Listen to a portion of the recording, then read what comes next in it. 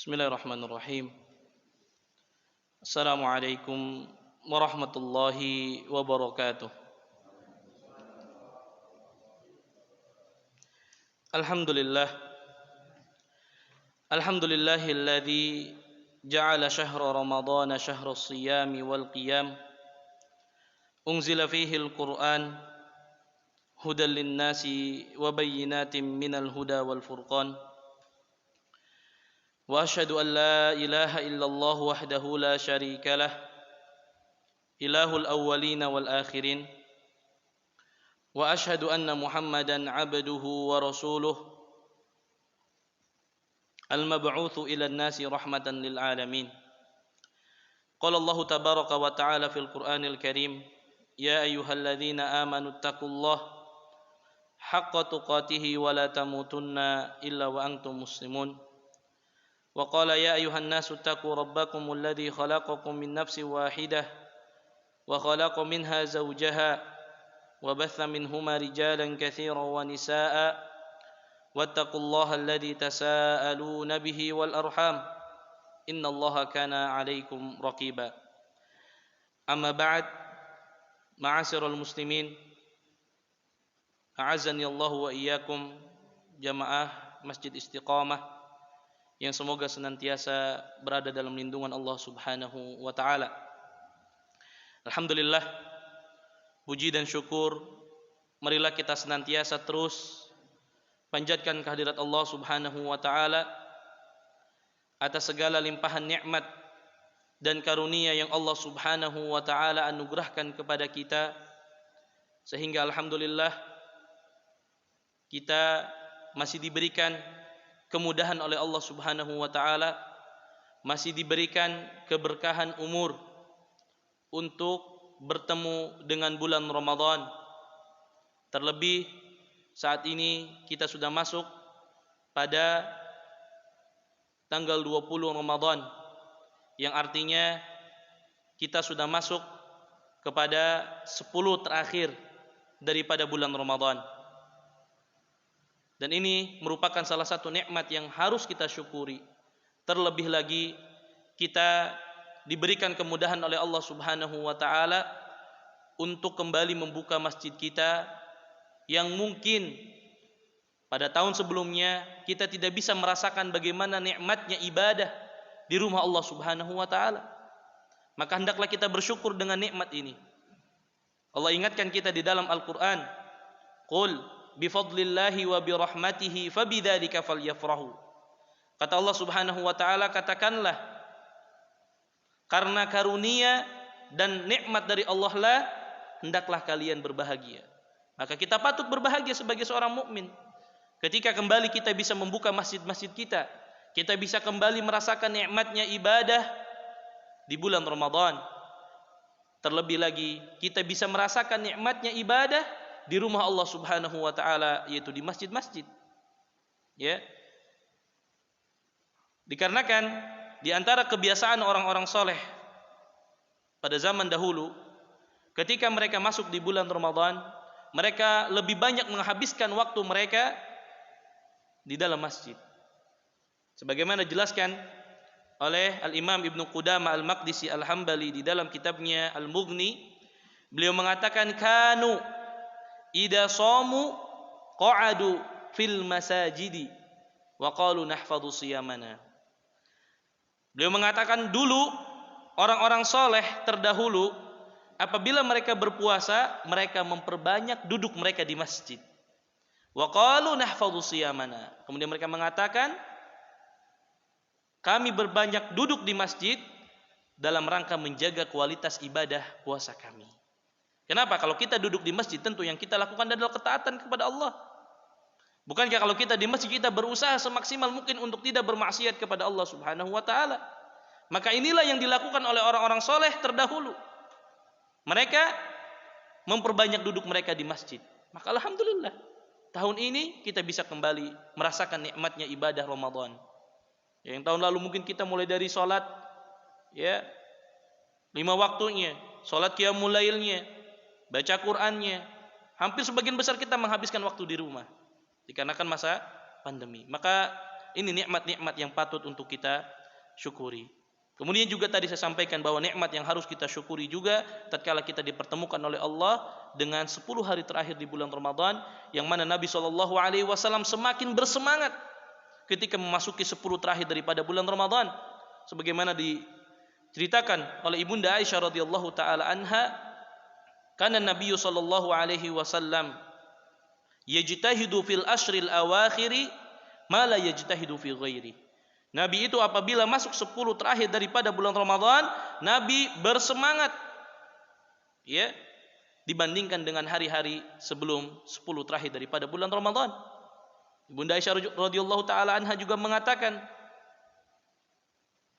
kana Nabi sallallahu alaihi wasallam idza dakhala al-ashr, Nabi sallallahu alaihi wasallam apabila masuk 10 terakhir daripada bulan Ramadan, syadda mi'zarahu, Nabi mulai mengencangkan ikat pinggangnya, yaitu menjauhi istri-istrinya.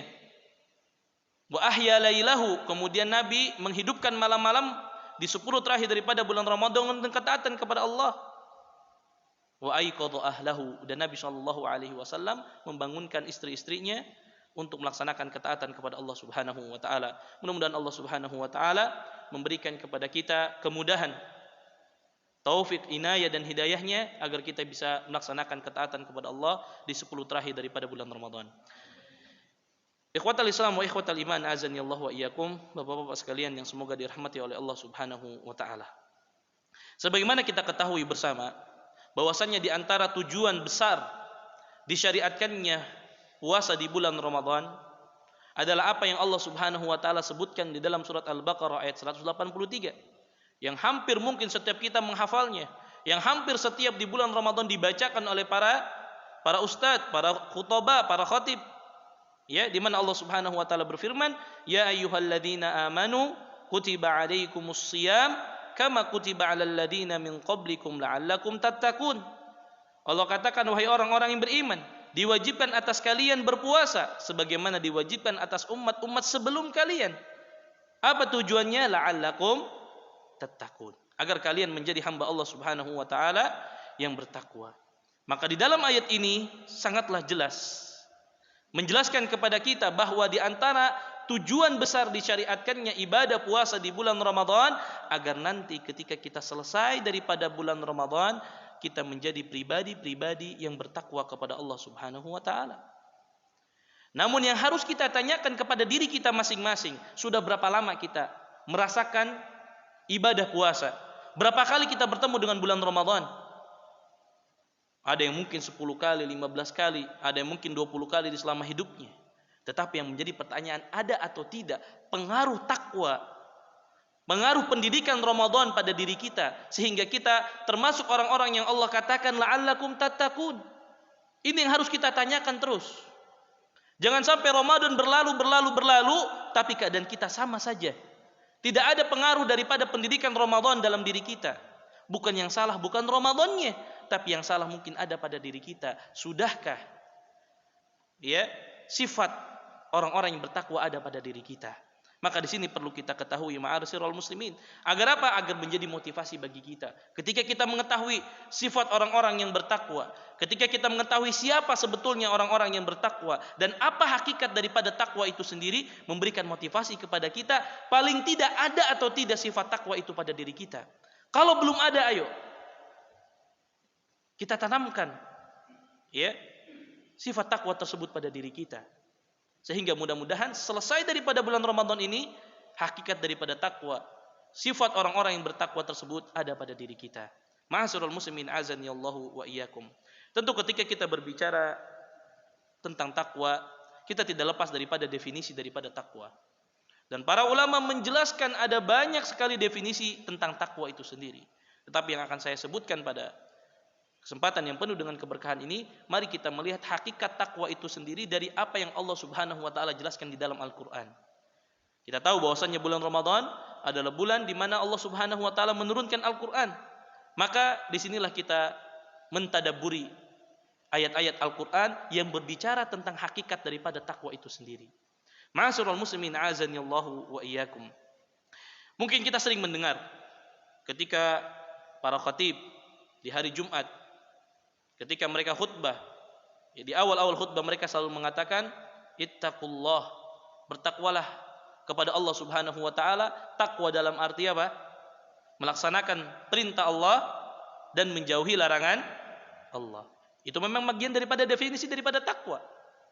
Ya, bahwasanya takwa itu imtithalu awamirillah wajtinabu nawahi. Kita melaksanakan perintah Allah dan menjauhi larangan-larangan Allah Subhanahu wa taala. Tetapi mari kita lihat apa yang Allah jelaskan langsung di dalam Al-Qur'an tentang makna takwa itu sendiri. Yang pertama, ma'asyiral muslimin azani Allah wa iyyakum, Allah Subhanahu wa taala menjelaskan makna takwa di dalam Al-Qur'an bahwasannya yang pertama, at-taqwa ta'ti bi ma'nal khasyah. Takwa itu artinya adalah takut. Ya, jadi kalau kita mendengar kalimat takwa, maka yang harus kita pikirkan di dalam hati kita bahwasannya yang dimaksud dengan takwa adalah al-khasyah, rasa takut. Dan ini sesuai dengan firman Allah Subhanahu wa taala, wa iyaya fattakun. Kata Allah Subhanahu wa taala, dan bertakwalah kalian hanya kepadaku. Dan yang dimaksud takwa di dalam ayat ini adalah dan hendaklah kalian takut hanya kepadaku. Di dalam ayat yang lain Allah Subhanahu wa taala juga menjelaskan tentang definisi daripada takwa itu sendiri. Ya, Allah Subhanahu wa taala menjelaskan makna takwa yang berarti rasa takut kita kepada Allah. Allah katakan wattaqu yauman turja'una fihi ilallah.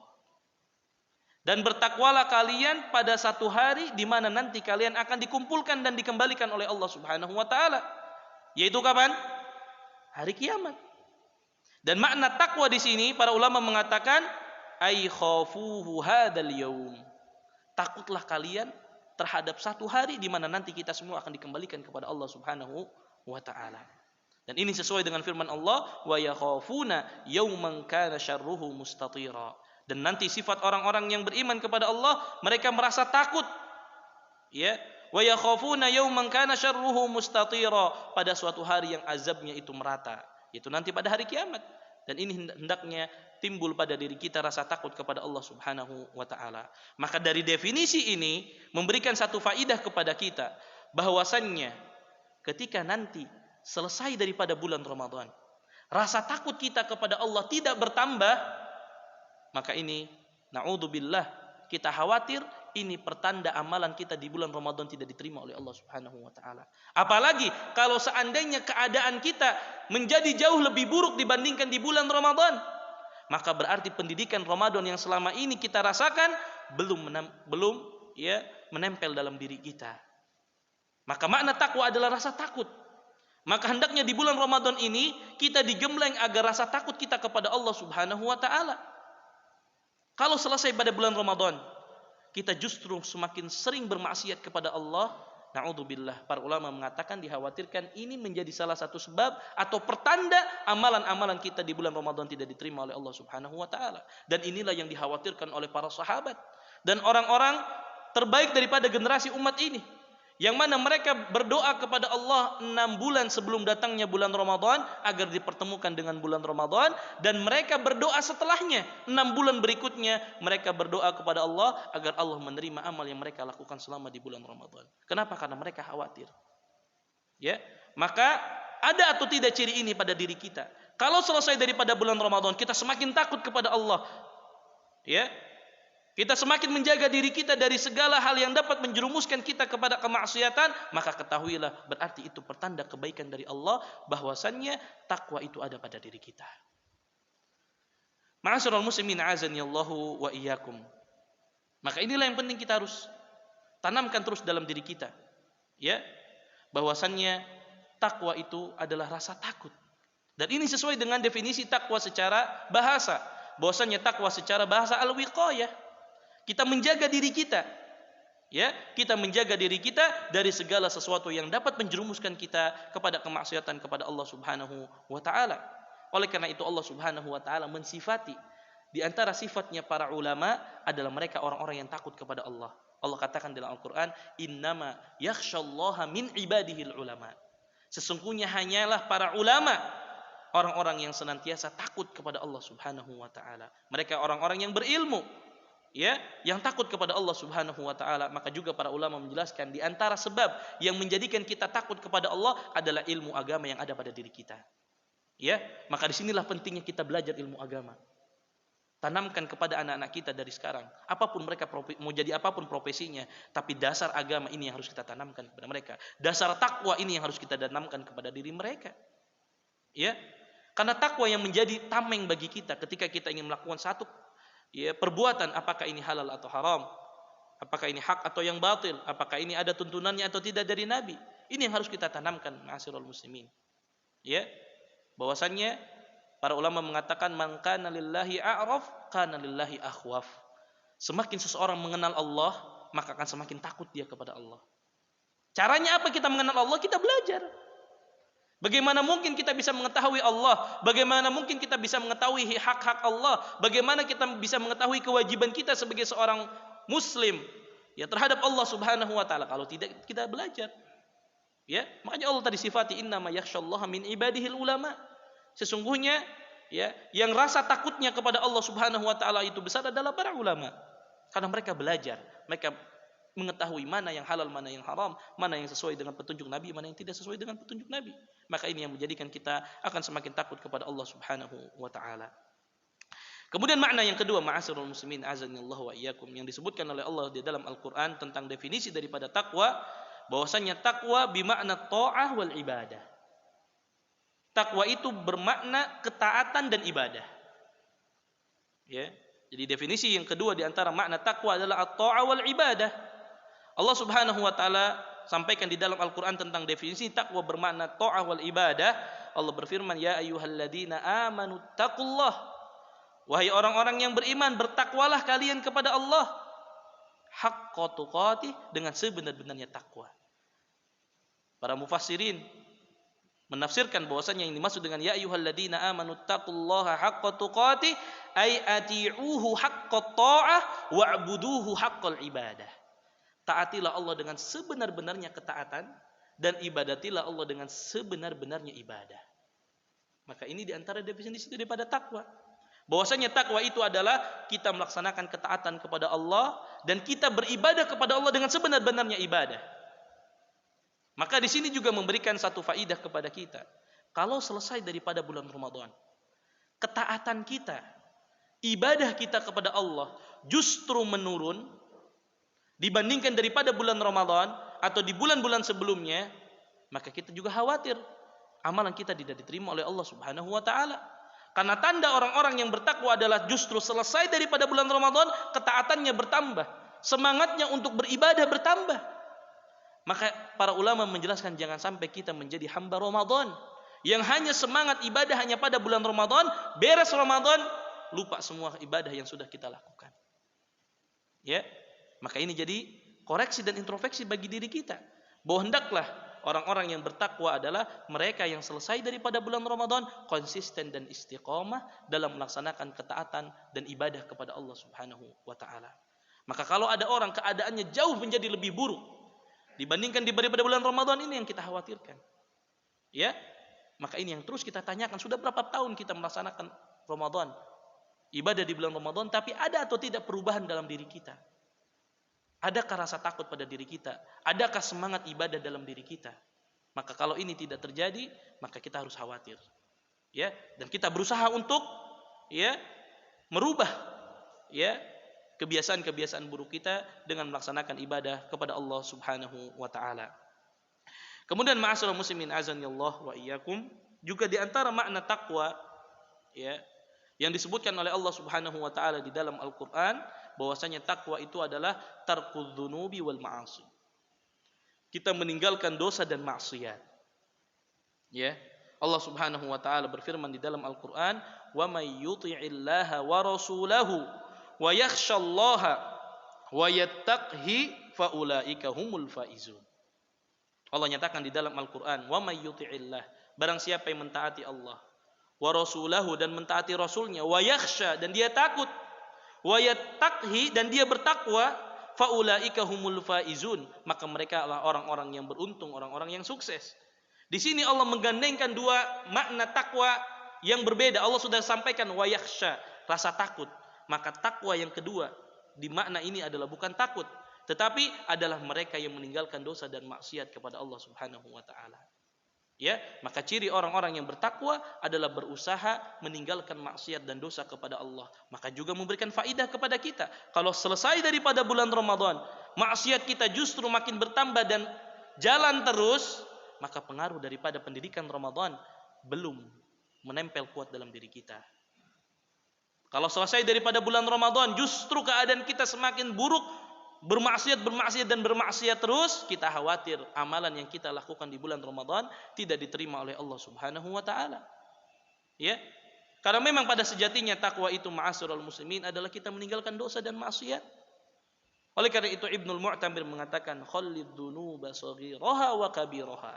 Beliau mengatakan tinggalkanlah dosa, baik itu yang kecil ataupun yang besar. Kun fauqa ardi syauki yahduru ma yara. Jadilah engkau di dunia ini seperti orang yang berjalan dan di depan kita ada duri. Coba kalau di depan kita ada duri, ada paku, ada beling, apakah kita akan hati-hati atau kita langsung terabas saja? Tentu kita akan hati-hati. Maka inilah hakikat daripada takwa. Takwa itu adalah kita hati-hati. Ketika kita berjalan, kita melakukan satu pekerjaan, apakah yang kita lakukan ini diridhoi oleh Allah atau tidak? Apakah kita melanggar batasan-batasan Allah atau tidak? Sebagaimana kita berjalan di satu tempat di mana di situ ada banyak duri, kita pasti hati-hati berusaha agar kita tidak terkena duri tersebut. Ini adalah takwa. Ketika kita melakukan satu pekerjaan, melakukan satu perbuatan, ya, apakah yang kita lakukan ini ada atau tidak yang melanggar syariat atau tidak? Maka ini daripada hakikat daripada takwa. Ya. Kemudian beliau mengatakan la tahqiranna saghiratan innal jibala minal hasa. Jangan pernah meremehkan sekecil apapun dosa yang kita lakukan, karena gunung yang besar berawal dari batu-batu kerikil yang kecil. Ya, di sini Ibnu Mu'tamir mengatakan di Timur Tengah, ya, gunung itu biasanya batu kan. Kalau di kita mungkin innal jibala minat turab. Sesungguhnya gunung yang besar itu berawal dari apa? Gundukan tanah-tanah yang kecil, kan gitu. Ya, gunung gak mungkin jadi besar ya kalau tidak ada gundukan tanah-tanah yang kecil. Maka ini nasihat bagi kita semua bahwa makna takwa adalah meninggalkan dosa dan maksiat. Kemudian juga ma'asyiral muslimin, para ulama menjelaskan ya bahwasanya takwa itu memiliki maratib, tahapan, tingkatan. Ya. Yang pertama adalah seseorang dikatakan bertakwa kepada Allah ketika dia ittiqa'u syirk, ketika dia mampu meninggalkan kesyirikan kepada Allah Subhanahu wa taala. Ini hakikat takwa yang sesungguhnya. Ketika seorang hamba menjauhkan dirinya dari segala hal yang dapat menjerumuskan dirinya kepada kesyirikan. Kalau ada seorang hamba yang merasa dirinya beriman, merasa dirinya orang Islam, tapi banyak ritual ibadah-ibadah yang justru menjerumuskannya kepada kesyirikan, maka ini tentu jauh daripada makna takwa. Ya, maka makna takwa yang sesungguhnya adalah kita berusaha meninggalkan segala ritual, segala ibadah, segala hal-hal yang dapat menjadikan kita menjadi orang-orang yang mempersekutukan Allah Subhanahu wa taala, naudzubillah. Kemudian juga para ulama menjelaskan ya, di antara ciri yang bertakwa juga adalah ittiqaul bid'ah. Dia meninggalkan segala sesuatu yang tidak ada contohnya dari Nabi sallallahu alaihi wasallam. Karena kita tahu bagaimana mungkin amalan seorang hamba akan diterima oleh Allah sedangkan dia melakukan satu ibadah tidak sesuai dengan tuntunan yang diajarkan oleh Nabi. Bukankah kita tahu di antara syarat mutlak diterimanya satu amalan adalah dua, ikhlas karena Allah dan harus sesuai dengan petunjuk yang diajarkan oleh Nabi sallallahu alaihi wasallam. Barulah yang ketiga adalah ittiqaul ma'siyah. Barulah kita meninggalkan maksiat kepada Allah Subhanahu wa taala. Kenapa para ulama menjadikan ini 3 tahapan? Dan kenapa mendahulukan ittiqaul bid'ah daripada ittiqaul maksiyah? Karena orang kalau sudah melakukan satu ibadah, merasa ibadahnya benar, padahal ternyata itu menyelisihi sunnah Nabi, menyelisihi petunjuk Nabi, dia akan merasa di atas kebenaran. Beda orang melakukan maksiat. Orang kalau sudah melakukan maksiat sadar terkadang dia ini maksiat yang saya lakukan. Tapi orang kalau melakukan satu hal yang tidak ada contohnya dari Nabi, dia merasa saya sudah benar. Padahal ternyata tidak sesuai dengan apa yang diajarkan oleh Nabi SAW. Maka 3 hal ini hendaknya ada pada diri kita. Kalau kita ingin dikategorikan sebagai orang-orang yang bertakwa, maka hendaklah kita menjauhi perbuatan kesyirikan, kita menjauhi segala perbuatan yang tidak pernah ada contohnya dari Nabi, dan yang ketiga, hendaklah kita menjauhi kemaksiatan kepada Allah Subhanahu wa taala. Ma'asyiral muslimin azanillahu wa iyyakum. Juga di antara hal yang penting yang harus kita tanamkan kepada diri kita, ada sebagian orang merasa saya sudah meninggalkan maksiat. Ya. Berarti saya orang yang bertakwa. Maksiatnya ditinggalkan, tapi dosa kesyirikannya dia lakukan. Masih mendatangi perdukunan. Ya, masih percaya kepada para peramal. Masih melakukan ritual-ritual kesyirikan. Ini padahal yang terpenting. Dia sudah berusaha meninggalkan kemaksiatan, tapi ada maksiat yang paling besar yang dia lakukan. Bukankah Allah mengatakan inna syirka la dzulmun azim? Allah yang nyatakan langsung di dalam Al-Quran bahwasanya kesyirikan adalah kedzaliman yang paling besar. Dosa yang paling besar yang tidak akan diampuni oleh Allah Subhanahu wa taala ketika dia meninggal di dalam kesyirikan. Bukankah Allah mengatakan innallaha la yaghfiru an yushraka bihi wa yaghfiru ma duna dzalika liman yasha? Sesungguhnya Allah Subhanahu wa taala tidak akan mengampuni dosa orang-orang yang melakukan kesyirikan dan Allah akan mengampuni dosa selainnya. Maka selama dia bertobat di dunia Allah akan ampuni. Tapi dia meninggal dalam kesyirikan, dia belum bertobat kepada Allah, na'udzubillah. Dosanya tidak diampuni oleh Allah Subhanahu wa taala. Artinya takwa ini tidak cukup hanya kita meninggalkan maksiat saja. Tapi juga harus kita tinggalkan dosa yang paling besarnya, yaitu kesyirikan kepada Allah Subhanahu wa taala. Ya. Ini penting untuk kita pahami bersama. Kemudian ada juga orang merasa, oh saya sudah bertauhid. Ini sebaliknya. Saya sudah bertauhid, saya sudah tidak meninggalkan kesyirikan, tapi maksiatnya jalan. Ya, ada orang sebagian merasa, Ustadz, kan kita sebagai ahlu sunnah wal jamaah meyakini kalau orang mengucapkan 2 kalimat syahadat, ya, dan dia meninggal dalam keadaan tauhid, pasti dia masuk ke dalam surga. Kan begitu? Ada orang bermudah-mudahan dalam hal ini, sehingga dia ngerasa udahlah maksiat aja, toh nanti juga akan masuk surga. Tapi dia lupa bahwasanya dosa-dosa besar bisa menjadikan sebab dia dimasukkan dulu ke dalam neraka, dicelupkan dulu di neraka, baru diangkat, baru dipindahkan ke surga. Itu pun tahta masyiatillah, sesuai dengan kehendak Allah. Insya'a adzabahu wa insya'a ghafarahu. Kalau Allah berkehendaki Allah azab dulu, kalau Allah kehendaki langsung dimasukkan ke dalam surga. Yang jadi pertanyaan adalah berapa lama kita dicelupkan di dalam api neraka? Na'udzubillah, kita tidak tahu. Satu celupannya saja menghilangkan seluruh kenikmatan yang pernah kita rasakan di dunia. Satu celupan api neraka. Kemudian kita merasa, oke, saya sudah bertauhid, saya tidak melakukan kesyirikan, ya udahlah maksiat itu jalan aja. Nah, ini juga bukan bagian daripada takwa. Maka di sini para ulama menjelaskan maratibut takwa ini sangat berkaitan satu dengan yang lainnya. Ya, jangan juga kita merasa, oh, saya sudah bertauhid, kemudian ya maksiat jalanlah. Toh nanti juga akan dimasukkan ke dalam surga. Ya dia lupa. Satu celupan api neraka itu menghilangkan seluruh kenikmatan yang pernah kita rasakan di dunia. Ya. Satu celupannya saja. Maka di sini penting, ya. Ada juga orang sebaliknya tadi.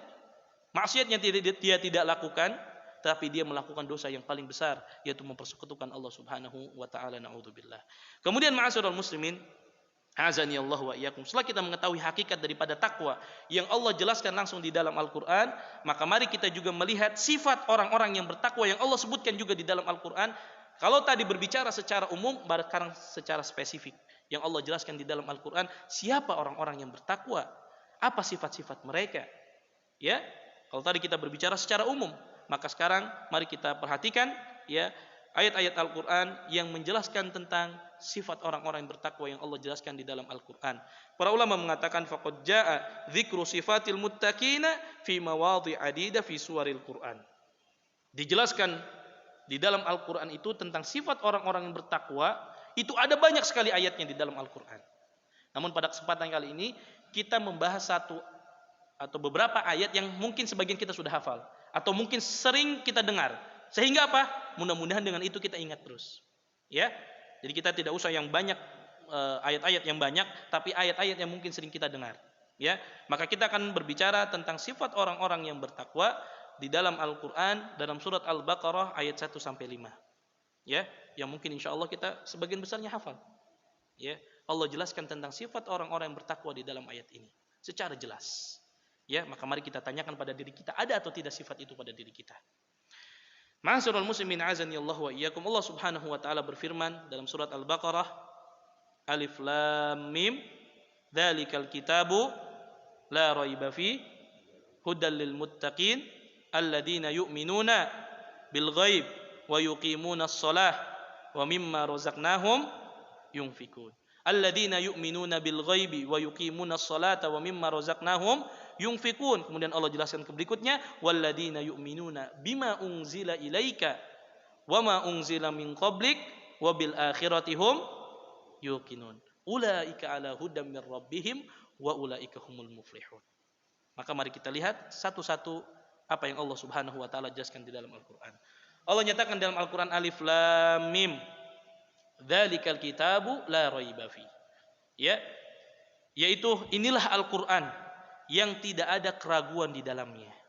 Dan kita harus yakin ma'asyiral muslimin bahwasannya tidak ada keraguan yang ada di dalam Al-Qur'an. Apa yang Allah jelaskan di dalam Al-Qur'an adalah hak.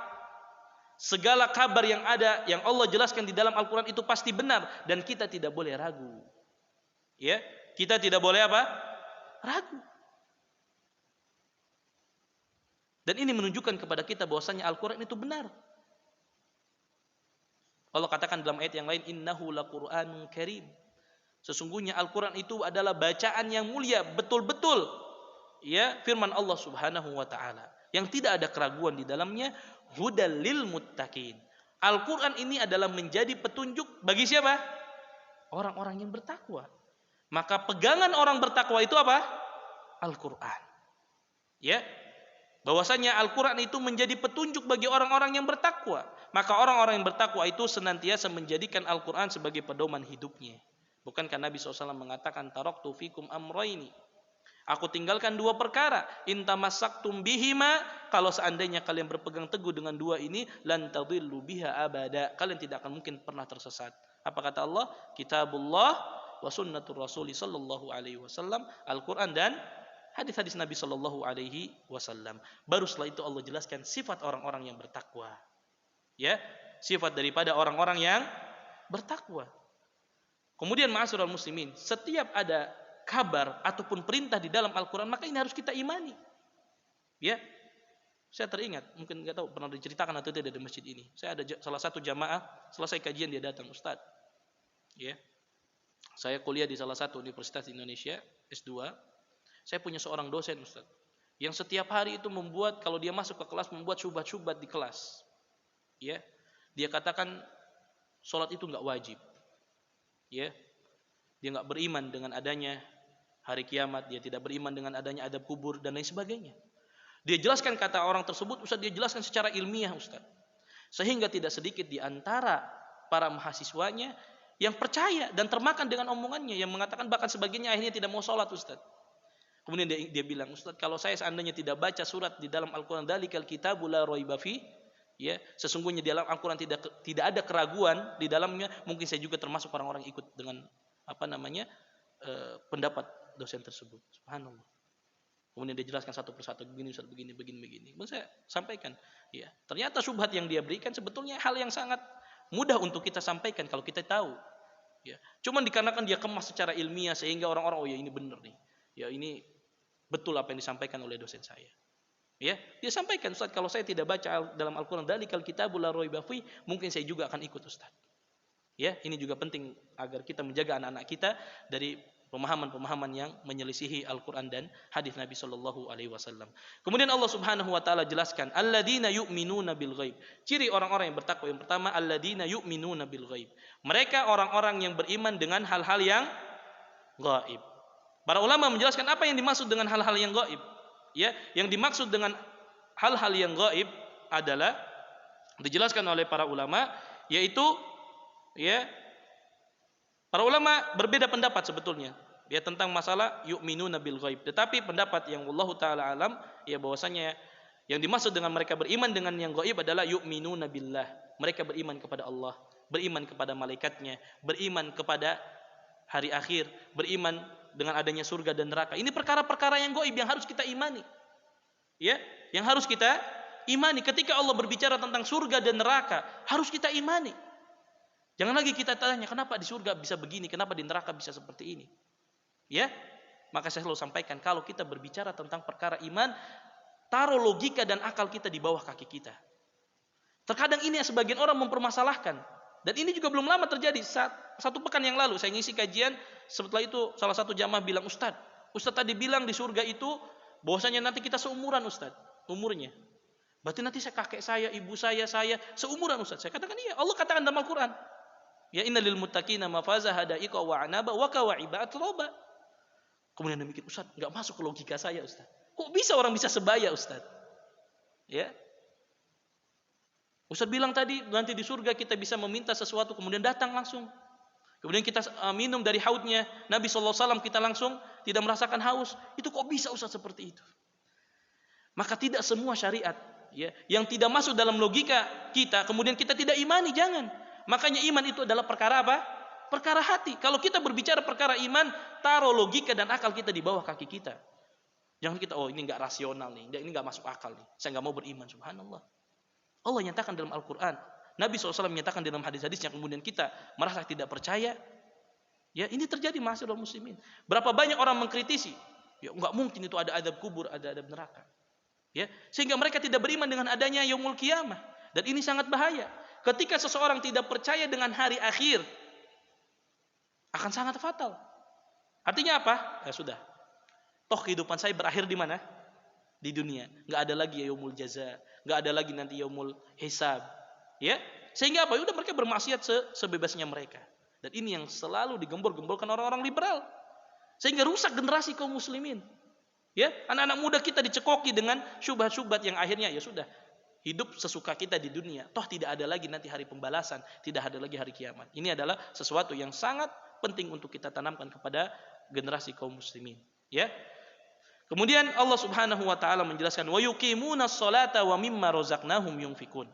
Di antara sifat orang yang bertakwa adalah mereka yang senantiasa mendirikan salat. Kemudian para ulama menjelaskan ay yuqimunas sholata bi furudiha. Yang pertama adalah mereka yang senantiasa menjaga salat 5 waktunya yang wajib. Ya, sifat orang-orang bertakwa menjaga salatnya. Tetapi apakah sekedar hanya menjaga salatnya? Para ulama ya di antaranya Ibnu Katsir di dalam tafsirnya beliau mengatakan iqamatus sholati itmamur ruku'i was sujudi wat tilawati wal khusyu'. Jadi bukan hanya sekedar kita mendirikan sholatnya saja, tetapi hendaknya juga kita menyempurnakan ruku kita, sujud kita, sholat kita. Nah ini yang jadi pertanyaan ma'asyiral muslimin. Seringkali orang mengatakan, Ustaz, saya lihat orang itu rajin Ustaz sholatnya, tapi maksiatnya juga rajin Ustaz. Bukankah Allah mengatakan inna sholata tanha anil fahsya'i wal munkar? Sholat itu dapat mencegah seorang dari perbuatan keji dan mungkar. Tapi kok dia maksiatnya jalan terus Ustaz? Yang salah sholatnya atau orangnya? Orangnya, bukan sholatnya. Oh bisa jadi ternyata dia memang sholatnya rajin, tapi ternyata selama ini tidak memperhatikan sholatnya. Selama ini tidak memperhatikan bagaimana rukuknya, sujudnya. Bisa jadi dia tidak tumaknina, bisa jadi tata cara sholatnya tidak sesuai dengan petunjuk Nabi. Ini yang harus kita perhatikan. Ya, maka perbaiki sholat kita, maka niscaya Allah akan perbaiki kehidupan kita. Selama ini yang kita sering menjadikan fokus kita hanya sholatnya saja, tapi kita tidak perbaiki sholat kita. Sudah benar atau tidak tata cara bacaan sholat kita? Sudah benar atau tidak petunjuk yang diajarkan oleh Nabi tentang sholat yang selama ini kita lakukan? Ini yang terkadang kita luput. Hanya sekedar sholat, atau sholat kita juga lalai. Ya, ini juga perlu perhatian ma'asyiral muslimin. Maka subhanallah, ya, ini tafsir yang sangat dalam. Jadi bukan hanya sekedar mendirikan sholatnya, tetapi juga kita menyempurnakan sholatnya. Maka ini ciri orang-orang yang bertakwa. Kemudian, ya, tadi wa yuqimunas sholata wa mimma razaqnahum yunfikun. Kemudian ma'asyiral muslimin, Allah katakan di antara ciri orang-orang yang bertakwa adalah mereka yang senantiasa menginfakkan harta mereka di jalan Allah. Kemudian subhanallah, kita lihat tafsir yang sangat indah dari potongan wa mimma razaqnahum yunfikun. Allah katakan wa mimma, dan sifat mereka adalah orang-orang yang senantiasa berinfak. Dan Allah katakan wa mimma, min di sini ya adalah maknanya litab'id, sebagian. Allah tidak katakan dan mereka yang menginfakkan seluruh hartanya, tapi Allah katakan mereka yang menginfakkan sebagian hartanya. Artinya memang ma'asyiral muslimin, terkadang ya kita terlalu cinta dengan harta kita untuk mengeluarkan sebagian dari harta kita saja kita tidak mau. Allah katakan bukan semua harta kalian yang harus kalian keluarkan, sebagiannya saja. Berapa zakat yang harus kita keluarkan? 2,5%. Ya, kalau seandainya 100 juta, berapa yang harus kita keluarkan? 2.500.000 kan? Betul tidak? Kecil ma'asyiral muslimin dari 100 juta. Ya. Sedikit sekali Allah katakan enggak semua, enggak 100 juta kalian keluarkan, enggak. Setengah, sedikit saja, sebagian kata Allah. Ya, makanya Allah menggunakan kalimat min wa mimma. Min itu litab'id, bukan semua. Kemudian Allah ingatkan kita. Ya, para ulama tafsir mengatakan wa mimma rozaqnahum, yang kami rizkikan kepada mereka. Ya, para ulama mengatakan, ya, hikmah yang sangat luar biasa mengingatkan kepada kita bahwasannya Allah mengatakan dari harta yang kami rizkikan kepada kalian. Ini memberikan satu pelajaran kepada kita bahwa harta yang kita miliki itu bukan milik kita, bukan karena usaha kita, bukan karena kecerdasan kita. Allah katakan kami yang berikan kepada kalian. Maka ingat kata Allah, kalian bisa sukses seperti ini, kalian punya harta yang banyak bukan karena kecerdasan kalian, bukan karena saya kerjanya ulet, karena saya punya manajemen keuangan yang bagus. Enggak, Allah ingatkan kita wa mimma rozaqnahum yunfikun, kami yang ngasih rezeki kepada kalian. Maka jangan pernah sombong kata Allah. Ya, Allah yang ngasih rezeki kepada kita. Wa mimma rozaqnahum yunfikun, kami kata Allah yang berikan rezeki kepada kalian. Allah yang ngasih kita rezeki. Maka jangan kita sombong sebagaimana sombongnya Qarun. Ya, Allah nyatakan kesombongan Qarun di dalam Al-Quran. Ketika dia memiliki harta yang banyak, kemudian dia mengatakan, ya, innama utituhu min ilmi indi. Aku nih punya harta yang begitu banyak, sebanyak-banyaknya adalah karena kecerdasan ilmuku. Akhirnya makanya saya banyak. Nah, ini Allah ingatkan kepada kita. Akhirnya apa? Allah tenggelamkan dia sama hartanya. Jangan kita merasa, saya nih karena saya orangnya ulet, saya pintar manajemen keuangan, saya bisa mengatur keuangan bisnis saya, akhirnya saya jadi orang kaya. Dia lupa yang ngasih dia siapa? Allah. Allah ingatkan di dalam ini wa mimma rozaqnahum yunfikun. Ya, ini satu faedah yang sangat luar biasa yang disebutkan oleh para ulama. Kemudian ma'asyiral muslimin azanillahu wa iyyakum, saya juga mengingatkan bahwasanya terkadang ada seseorang subhanallah royal kepada orang lain dalam berinfak dan bersedekah, tetapi lupa kepada orang-orang terdekatnya. Ya.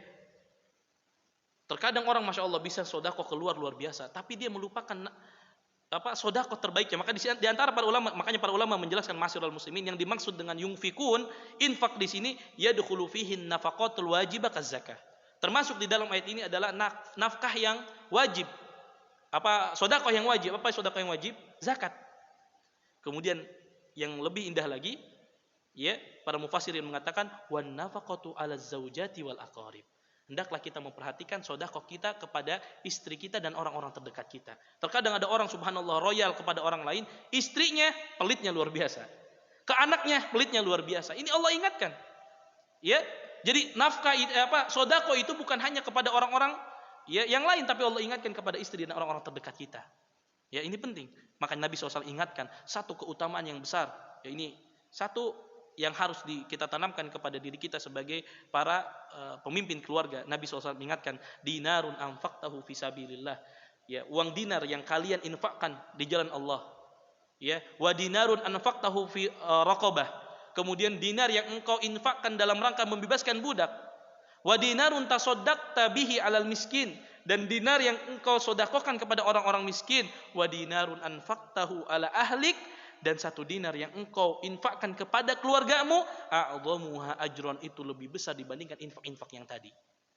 Ya, terkadang kita lupa nafkah wajib kita kepada anak istri kita, ini yang kita lalaikan. Tapi ke orang lain masya Allah, maka Allah ingatkan ada orang-orang yang berhak di antara orang-orang terdekat kita. Maka kalau ditanya, Ustaz, mana yang lebih baik? Infak kepada orang lain yang miskin atau kepada saudara kita yang miskin? Maka jelas infak yang terbaik adalah infak yang kita berikan kepada saudara-saudara kita terdekat yang miskin. Misalkan kita punya paman, anaknya yatim misalkan. Kita punya bibi, seorang janda misalkan miskin, fakir. Ini mereka orang-orang yang terdahulu yang harus kita berikan infak. Dan ini juga dijelaskan oleh para ulama panjang lebar, ya. Kemudian Allah Subhanahu wa taala, ya, menjelaskan setelah Allah Subhanahu wa taala jelaskan wa mimma rozaqnahum yunfikun, kemudian Nabi Allah Subhanahu wa taala berfirman, walladzina yu'minuna bima unzila ilaika wa ma unzila min qablik wa bil akhirati hum yuqinun. Ya, Allah Subhanahu wa taala jelaskan, ya, di antara sifat orang-orang beriman, bertakwa kepada Allah, walladzina yu'minuna bima unzila ilaik, yaitu mereka orang-orang yang beriman dengan apa yang diturunkan kepadamu. Nah, ini juga indah ma'asyiral muslimin. Yang diturunkan kepadamu, kepada siapa? Nabi Muhammad. Apa yang diturunkan kepada Nabi Muhammad? Al-Quran. Apakah hanya Al-Quran? Tidak. Para ulama menjelaskan wa mimma unzila ilaika, yaitu Al-Quran dan hadis. Karena dua-duanya adalah wahyu dari Allah Subhanahu wa taala. Ini juga memberikan faedah kepada kita bahwasanya Al-Quran dan hadis tidak bisa dipisahkan. Dan zaman sekarang ada orang yang hanya mau melaksanakan perintah yang hanya di dalam Al-Quran. Seraya mengatakan, Ustadz, kan hadis itu perkataan Nabi. Nabi itu bisa benar, bisa salah. Nabi kan manusia biasa. Subhanallah, mereka lupa dengan firman Allah, wa ma yantiqu anil hawa in huwa illa wahyu yuha. Kata Allah Subhanahu wa taala, tidak ada yang keluar dari lisan Nabi melainkan itu wahyu dari Allah Subhanahu wa taala. Sekarang saya tanya, perintah salat adanya di Al-Qur'an atau di hadis? Perintah salat. Al-Qur'an kan? Allah katakan wa aqimu shalah wa atu zakah. Apakah di dalam Al-Qur'an dijelaskan tentang tata cara salat itu sendiri? Tidak ada. Apakah Allah menjelaskan cara takbirnya, baca iftitahnya, rukunya, sujudnya? Tidak ada. Di mana jelaskan? Dalam hadis Nabi. Dan dua-duanya wahyu yang Allah katakan, inna nahnu nazzalna dzikra wa inna lahu lahafidhun. Sesungguhnya kami yang menurunkan Al-Qur'an. Para ulama menafsirkan bahwasanya bukan hanya Al-Qur'an, termasuk hadis Nabi sallallahu alaihi wasallam, wa inna lahu lahafidhun, dan kami yang pasti akan menjaganya sampai kapanpun, sampai hari kiamat tidak ada orang yang mampu untuk merubah isi Al-Qur'an. Betul atau tidak? Sehebat apapun orang ingin merubah isi Al-Quran pasti akan ketahuan.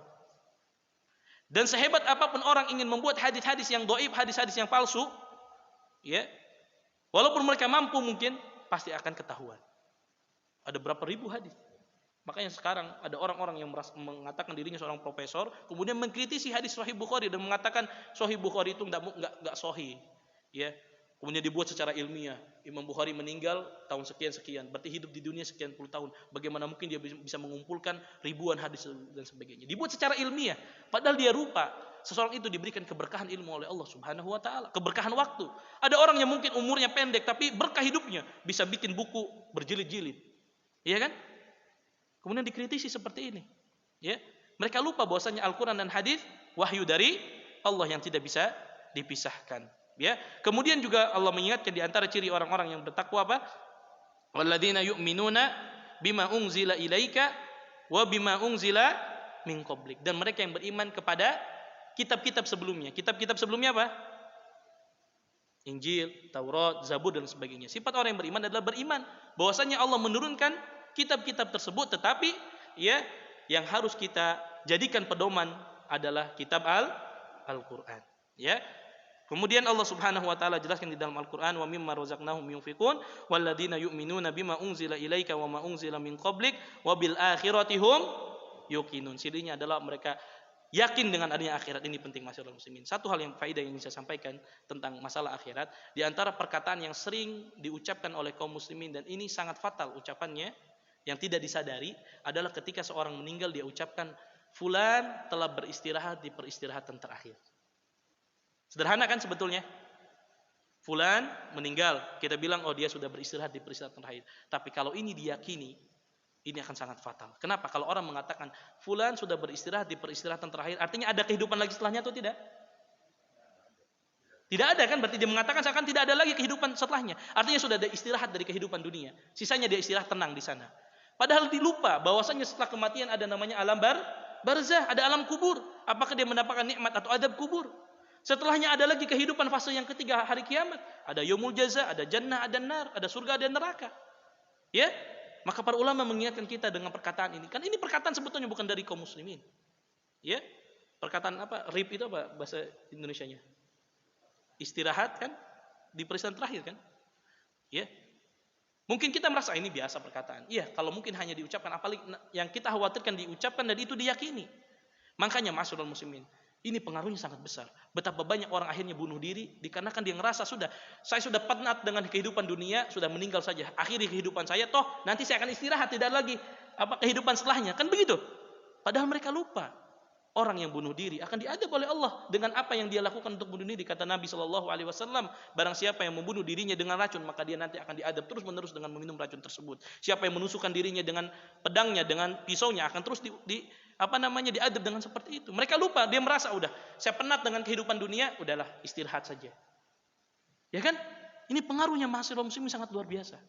Ya, maka orang-orang yang bertakwa adalah walladzina yu'minuna bil ghaibi wa yuqimuna sholata wa mimma razaqnahum yunfiqun walladzina yu'minuna bima unzila ilaika wa ma unzila min qablik wa bil akhirati hum yuqinun ulaika ala hudam mir rabbihim wa ulaika humul muflihun. Maka inilah orang-orang yang tadi disebutkan sifat-sifat orang bertakwa, ulaika ala hudam mir rabbihim. Mereka adalah orang-orang yang mendapatkan petunjuk dari Allah wa ulaika humul muflihun, dan mereka adalah orang-orang yang beruntung. Allah ingatkan kepada kita mampu sholat, kita mampu berzakat, kita mampu bersedekah, itu bukan karena kemampuan diri kita, tapi petunjuk dari Allah Subhanahu wa taala. Hidayah dari Allah. Maka kita diperintahkan 17 kali di dalam Al-Qur'an. 17 kali dalam sehari semalam kita membaca ihdinas siratal mustaqim, kita minta hidayah. Artinya apa? Apa yang bisa kita lakukan dalam ketaatan itu bukan semata-mata karena kemampuan kita, tapi Allah ingatkan itu semua petunjuk hidayah dari Allah. Maka Allah ingatkan, jaga hidayah tersebut. Kalau kita sekarang sudah mengenal Islam, kita sudah mengenal agama Allah dengan baik, jaga hidayah tersebut. Ya, maka Allah mengajarkan kita, maka Nabi mengajarkan kita satu doa agar kita berada meminta terus hidayah kepada Allah. Allahumma inni as'alukal huda wat tuqa wal afafa wal ghina. Ya Allah, kami meminta kepadamu petunjukmu, hidayahmu. Wat tuqa, dan ketakwaan, wal afaf, rasa yang menjaga diri, iffah, wal ghina, dan rasa cukup dari apa yang Allah Subhanahu wa taala berikan kepada kita. Wallahu taala alam. Bapak-bapak sekalian, ya, pembahasan ini sebenarnya pembahasan yang panjang sekali kalau kita berbicara tentang tafsir ayat ini, tapi keterbatasan waktu kita, mudah-mudahan kita bisa mendapatkan faidah yang bisa kita dapatkan dari apa yang saya sampaikan, dan mudah-mudahan kita diberikan kemudahan oleh Allah untuk mengamalkan apa yang sudah kita dapatkan. Wallahu taala alam. Ada yang jawab? Nah, kalau ada yang bertanya silahkan. Kalau saya bisa jawab ya Pak. Kalau enggak saya enggak jawab. Nah, silakan. Assalamualaikum.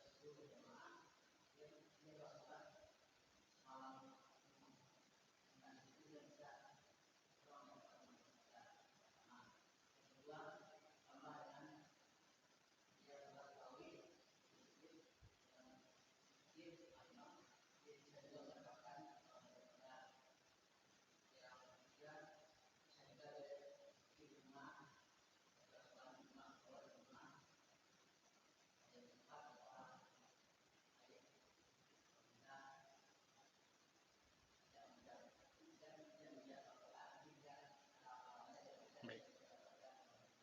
Baik. Baik. Mumtaz. Ya, pertanyaan yang sangat baik. Intinya adalah bolehkah kita beriktikaf di rumah? Begitu kan? Dengan pendapat-pendapat yang tadi mengatakan bahwasannya ya boleh iktikaf di rumah dengan dalil yang tadi. Baik. Bapak dan Ibu sekalian yang semoga dirahmati oleh Allah Subhanahu wa taala, yang pertama yang harus kita pahami bahwasannya para ulama sepakat, ijma di antara para ulama, bahwasannya i'tikaf itu dilakukan di masjid. Ya, dilakukan di masjid. Apa dalilnya? Allah Subhanahu wa taala sampaikan dalam Al-Qur'an, "Wala tubashiruhunna wa antum 'akifuna fil masajid." Dan janganlah kalian mempergauli istri-istri kalian sedangkan kalian sedang i'tikaf. Di mana Allah katakan i'tikafnya? Fil masjid. Di masjid-masjid. Allah tidak katakan wa antum 'akifun, antum sedang i'tikaf.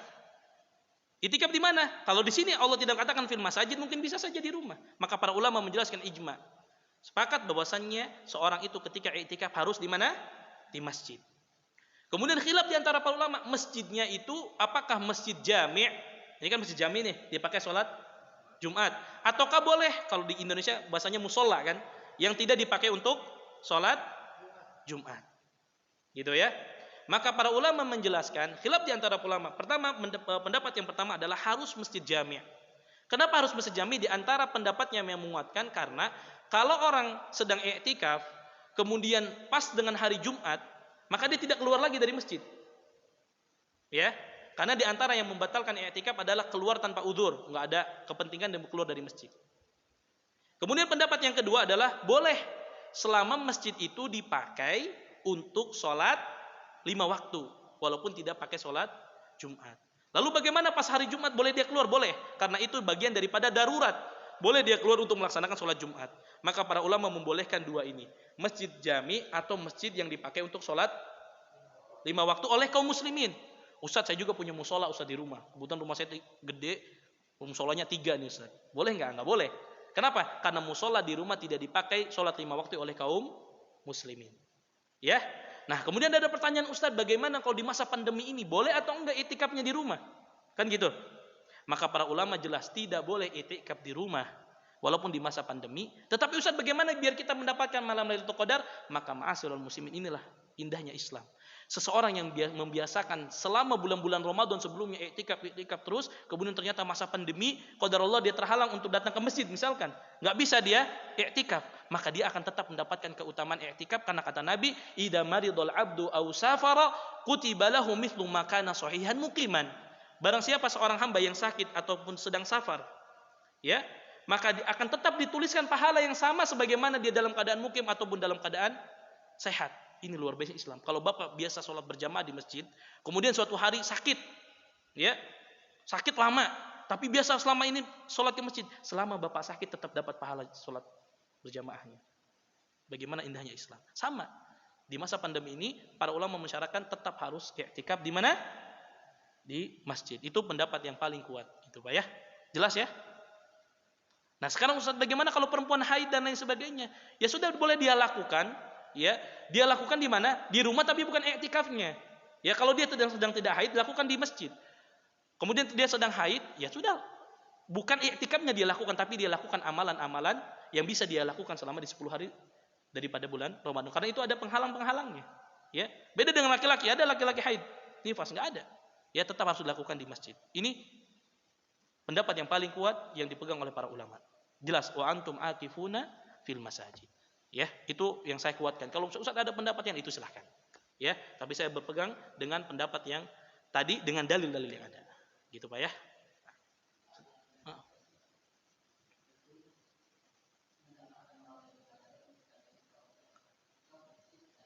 Baik. Baik. Apakah bisa mendapatkan itikaf tadi di rumah? Iya tadi. Nah, kalau memang misalkan seperti perempuan ya, ada memang halangan-halangan ya, seperti dia haid dan nifas ya, apakah masih ada kemungkinan untuk dapat? Masih ada. Allah tahu bagaimana usaha kita ya. Misalkan ini perempuan ya, istri kita, misalkan anak-anak kita yang perempuan mungkin sudah 5 hari ikut i'tikaf dengan kita misalkan ya, oh ternyata haid misalkan, akhirnya dia tidak di masjid kan, harus di rumah, tapi dia sudah azam dari hatinya, saya Ramadan ini saya harus i'tikaf misalkan dan lain sebagainya. Kemudian dia bisa lakukan itu di rumah dikarenakan ada penghalang-penghalang tadi, dan masih ada kemungkinan dia bisa mendapatkan. Karena apa? Karena ini udzur syar'i. Karena ini udzur syar'i bagi perempuan yang saya katakan, atau bagi orang-orang yang ada udzurnya tadi, orang yang sakit dan lain sebagainya. Tapi kalau kita sehat, ya kita jangan melaksanakan i'tikafnya di rumah gitu ya. Sehingga kita tadi berharap dapat Lailatul Qadar. Tapi untuk wanita-wanita tentu ada kemungkinan untuk mendapatkan dengan tadi beribadah kepada Allah, berzikir kepada Allah, salat qiyamul lail di rumah gitu, itu boleh dilakukan. Laki-laki enggak ada udzur syar'i. Laki-laki ada haid dan nifas. Di masjid. Karena Nabi Allah mengatakan wa antum akifuna fil masajid. Tadi saya sampaikan, Ustaz kan pandemi, Ustaz misalkan kayak kemarin tuh ditutup masjid semuanya. Boleh nggak saya di rumah? Ya boleh kita ibadahnya untuk mendapatkan Lailatul Qadarnya. Dan ingat juga tadi saya sampaikan, kita tanpa melakukan itu pun kalau kita biasa melakukan, kita dapat keutamaan tadi. Ya, indahnya Islam. Ya, makanya kebiasaan-kebiasaan baik akan menimbulkan sesuatu yang baik. Jelas ya? Nah, silakan Pak.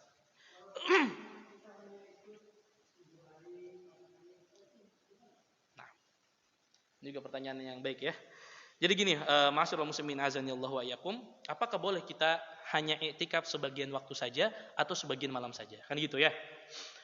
Maka di sini juga khilaf di antara para ulama. Ada 4 pendapat kapan seseorang dikatakan i'tikaf. Dari sini dulu. Ada batas waktu minimalnya atau tidak? Kan gitu.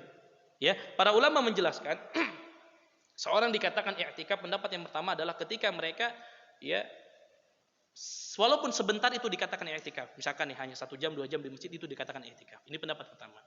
Pendapat yang kedua mengatakan i'tikaf itu bahkan sebagian hanya sekedar lewat di masjid pun itu dikatakan i'tikaf. Ini pendapat, kita harus hargai pendapat tersebut para ulama. Kemudian di pendapat yang ketiga adalah ada yang mengatakan harus 1 hari. Ada yang mengatakan harus 1 hari 1 malam. Batas minimalnya. Nah, maka dari sini para ulama menjelaskan bagaimana dengan orang-orang yang pagi harinya mungkin sibuk dengan kerja. Ya kan? Dan setiap kita kan berbeda-beda. Ada yang mungkin selama ini di 10 hari terakhir lembaganya atau perusahaannya meliburkan. Kan gitu. Ada yang enggak kan? Justru di Ramadan ini digenjot nih kerjanya gitu kan paginya. Saya nggak bisa i'tikaf kecuali malam hari. Maka pendapat yang pertama Kalau dia mengatakan bahwasanya i'tikaf itu hanya dikatakan lahdhah, diamnya dia hanya sebentar, maka boleh dia masuk di malam hari sebentar misalkan. Ya. Ustaz, saya bisanya adalah 2 hari 3 hari. Ya karena ada tadi udzur syar'i dan sebagainya, maka lakukan, tidak masalah. Ya. Lakukan. Artinya apa? Ma'asyiral muslimin, di sini saya sampaikan bahwasanya jangan sampai kita tidak ada niat sama sekali gitu. Ya. Aduh, kan tadi harus 10 hari. Udahlah, saya nggak bisa 10 hari. Udahlah, nggak iktikaf sama sekali gitu. Ini juga salah gitu. Ya. Apa yang bisa kita lakukan, kita lakukan. Oh, sisa ya 3 hari 4 hari, kayaknya saya mungkin 5 hari pertama karena ada pekerjaan atau saya harus safar dan lain sebagainya, saya nggak bisa iktikaf. Tapi 5 hari berikut saya bisa. Lakukan itu. Ya. Allah tidak akan menyia-nyiakan segala usaha kita. Allah tahu kalau memang niat kita ingin mendapatkan malam Lailatul Qadar, Allah tidak akan sia-siakan. Tetapi tentu yang paling terbaik adalah kita mulai 10 hari. Ya, ini yang terbaik tentunya. Ya.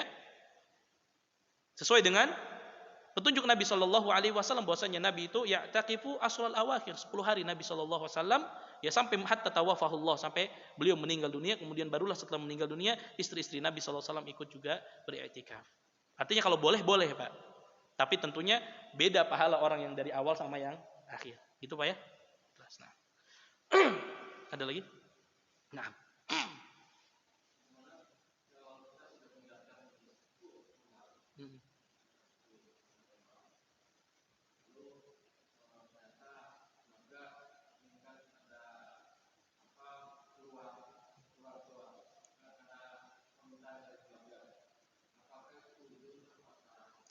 Nah, ini juga pertanyaan yang baik, ya. Di antara di antara hal yang membatal i'tikaf itu ada 2. Yang pertama adalah kita keluar dari masjid tanpa uzur, ya. Yang kedua adalah kita berhubungan badan dengan istri kita. Makanya Allah katakan wa antum akifuna fil masajid. Nah, kemudian Ustaz, bagaimana kalau saya sedang i'tikaf, kemudian ternyata saya dapat kabar istri saya sakit misalkan, atau anak saya sakit Ustaz, yang harus cepat penanganannya. Boleh keluar? Boleh. Itu adalah udzur. Termasuk yang dibolehkan adalah kita misalkan di masjid, ternyata kamar mandinya di luar masjid. Boleh nggak? Boleh. Atau misalkan lagi i'tikaf, kita kan perlu sahur, perlu buka puasa kan? Siapa yang pergi makan boleh keluar? Nah, itu bagian daripada udzur-udzur syar'i yang boleh kita lakukan. Ya, itu boleh kita lakukan, boleh kita keluar. Ya. Oh, misalkan apa lagi? Udzur-udzur syar'i itu ya tadi kita jangan sampai kita begini, ya. Kita lagi i'tikaf, ditelepon istri kita, "Aduh ini anak kita lagi sakit." "Oh, afwan. Saya lagi i'tikaf." Nanti sebatal i'tikaf saya enggak. Kita tahu i'tikaf hukumnya apa? Sunnah. Ya, i'tikaf hukumnya sunnah. Ya, kalau memang itu ada keadaan darurat, istri kita sakit dan lain sebagainya, itu bagian darurat yang boleh kita tinggalkan. Termasuk kita tadi beli makan. Oh, rumah kita jauh nih, ya ngambil makan, buka puasa bolak-balik boleh kita lakukan. Wallahu taala.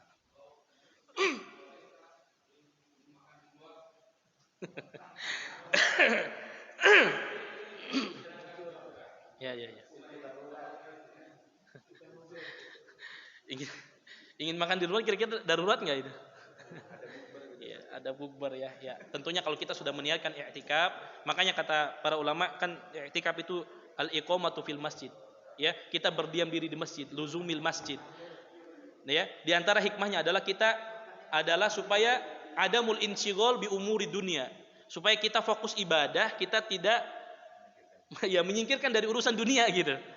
Ya, itu kan bagian daripada urusan dunia yang sebetulnya masih bisa untuk tidak kita lakukan kan gitu. Ustaz, gimana kalau kita pengen bukber? Ya bukber aja di masjid, ajak anak istrinya bukber di masjid. Itu jauh lebih baik. Kalau menurut saya wallahu taala itu bukan bagian daripada udzur gitu. Kecuali udzur anaknya mungkin sampai sakit-sakit segala macam karena pengen makan di luar enggak diajak bapaknya makan gitu kan. Sampai sakit misalnya 2 hari berturut-turut ya beda cerita itu kan, sakit gitu ya. Nah, kan ada kan anak begitu kan? Pengen diturutin, enggak diturutin sakit tuh biasanya. Itu beda cerita ya. Nah. Cukup ya? Cukup insyaallah pada Ustaz lagi.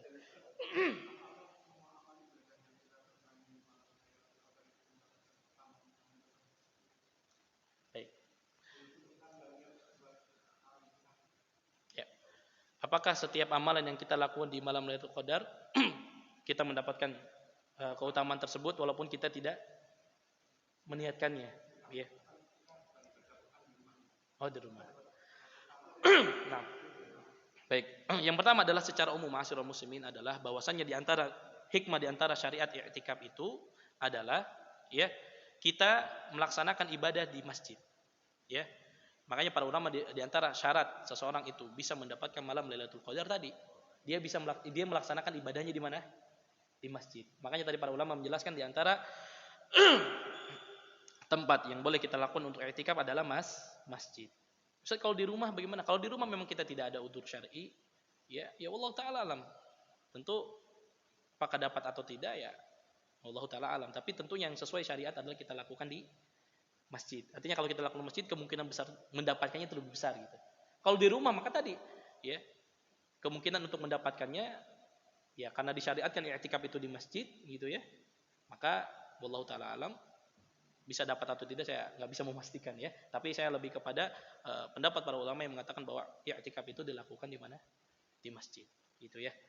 Kecuali tadi yang saya sampaikan ada udur-udur ibu-ibu gitu kan, ada udur nggak bisa ke masjid, ada haid atau nifas dan sebagainya. Insya Allah mungkin Allah akan berikan tentunya dengan kesungguhan yang dia lakukan. Allah tidak akan sia-siakan itu, gitu ya. Cukup insya Allah. Nah, barakallahu fiik. Ini pertanyaannya malah tentang iktikaf semua ya.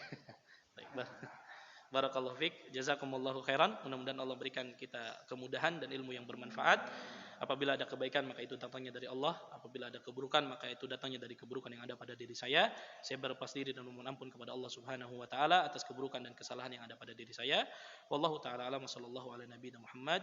Kita tutup dengan doa kafaratul majlis. Subhanakallahumma bihamdika asyhadu an la ilaha illa anta astaghfiruka wa atubu ilaik. Wassalamualaikum warahmatullahi wabarakatuh.